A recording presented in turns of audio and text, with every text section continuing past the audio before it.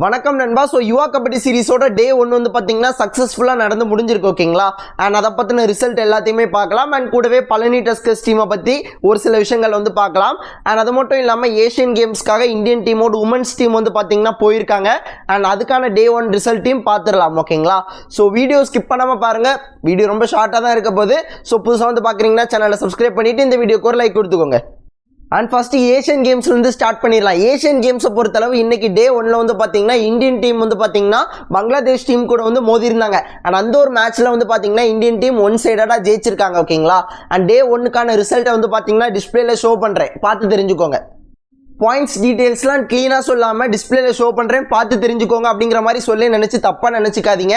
ஏன்னா எல்லாத்தையும் பற்றி பேசலாம், பட் வீடியோ வந்து ரொம்ப லாங்காக போகும், உங்களுக்கு பார்க்குறதுக்கு இன்ட்ரெஸ்டே போயிடும். ரொம்ப ஷார்ட் அண்ட் ஸ்வீட்டாக இருக்கணும் அப்படிங்கிற மாதிரி நினைப்பேன். ஸோ அதனால தான் அதை பற்றி பெருசாக பேசலை, டிஸ்பிளேல ஷோ பண்ணுறேன், பார்த்து தெரிஞ்சுக்கோங்க. அண்ட் அடுத்ததாக எல்லாருமே எதிர்பார்த்த மாதிரி யுவா கபடி சீரிஸோட ஆல் ஸ்டார் சாம்பியன்ஷிப் வந்து பார்த்தீங்கன்னா இன்னைக்கு வந்து பார்த்தீங்கன்னா ஸ்டார்ட் ஆச்சு. ஃபேன் கோடில் ஃப்ரீயாக லைவாக பார்க்கலாம் ஓகேங்களா. இன்னைக்கு ஒரு 4 மேட்சஸ் வந்து நடந்திருக்கு. 4 மேட்சஸ்க்கான ரிசல்ட்டையும் உங்களுக்கு டிஸ்பிளேல ஷோ பண்ணுறேன். அண்ட் 4 மேட்சஸை பார்க்கும்போது அந்த ரிசல்ட்டை பார்க்கும்போதே தெரிஞ்சிருக்கும் 4 மேட்சஸும் தரமாக போயிருக்கு ஓகேங்களா. ஸோ மறக்காமல் மிஸ் பண்ணாமல் போய் ஹைலைட்ஸ் கூட இருக்கும், போய் செக் பண்ணி பார்த்துக்கோங்க ஓகேங்களா. அண்ட் இன்னைக்கான நாள் அமோகமாக இருந்திருக்கு. டே 1 பட்டே கிளப்பியிருக்கு. And day 1 Palani tuskers team மட்டும் தான் ஒன் சைடடாக மேட்ச் வந்து ஜெயிச்சிருக்காங்க வாஸ்கோ வைப்பர்ஸ் டீமுக்கு அகைன்ஸ்டா. ஆக்சுவலாக அந்த மேட்ச் வந்து நான் பார்த்தேன் ஓகேங்களா.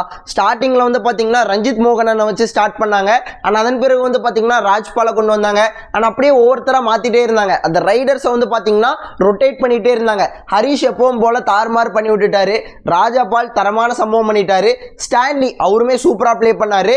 ஸோ பழனி டஸ்கர்ஸ் டீமில் என்னதான் பிரச்சனையே இல்லையா அப்படின்னு கேட்டிங்கன்னா பிரச்சனை இருக்குது. அந்த கவர் பொசிஷனில் வந்து பார்த்தீங்கன்னா அதிகமான தவறுகள் வந்து நடக்குது.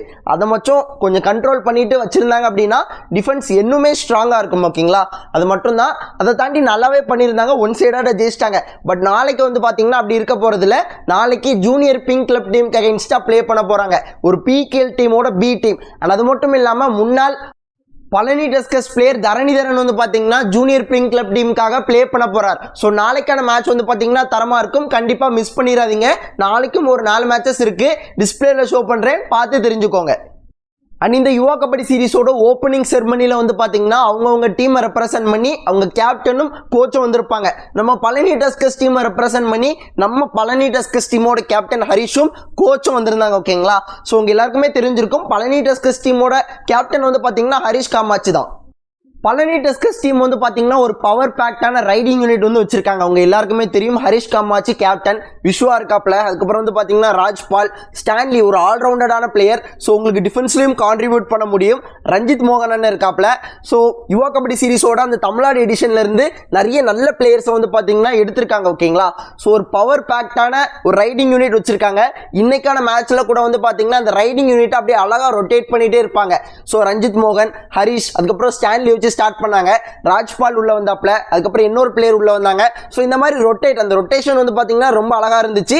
அண்ட் இறக்கி விட்ட எல்லா பிளேயர்ஸும் டெலிவர் பண்ணியிருக்காங்க, அதுதான் முக்கியமான விஷயம்.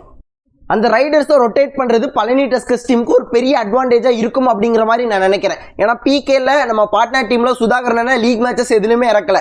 டேரெக்டாக கொண்டு ஃபைனலில் இறக்கும்போது அவரால் ப்ராப்பராக டெலிவர் பண்ண முடியல. பட் பழனி டஸ்கர்ஸ் டீம் இந்த யுவா கபடி சீரிஸ் ஆல் ஸ்டார் சாம்பியன்ஷிப்பில் வந்து பார்த்தீங்கன்னா ரைடர்ஸை ரொட்டேட் பண்ணிகிட்டே இருக்காங்க. அப்படி இருக்கும்போது எல்லாருக்குமே மேட்டில் சான்சஸ் கிடைக்கும். அந்த மொமெண்டம் அந்த மாதிரி அந்த டச் வந்து விட்டு போகாது ஓகேங்களா. ஸோ அப்போ அவரை வந்து எந்த நேரத்தில் இறக்குனாலும் டெலிவர் பண்ண முடியும். ஸோ எல்லாருக்கும் மேக்ஸிமம் மேட்டில் சான்சஸ் கிடைக்கும். ஸோ அது வந்து பார்த்தீங்கன்னா பழனி டஸ்கர்ஸ் டீமுக்கு ஒரு பெரிய அட்வான்டேஜாக இருக்கும் அப்படிங்கிற மாதிரி நான் நம்புகிறேன். அண்ட் அவ்வளோ நண்பா வீடியோ. ஸோ இவ்வளோ நேரம் வீடியோ ஸ்கிப் பண்ணாமல் பார்த்தா உங்கள் எல்லாருக்குமே நன்றி. இதே போல் நல்ல வீடியோவில் நாளைக்கு பார்க்குறேன். அது வரைக்கும் ta ta, bye bye, see you நண்பா.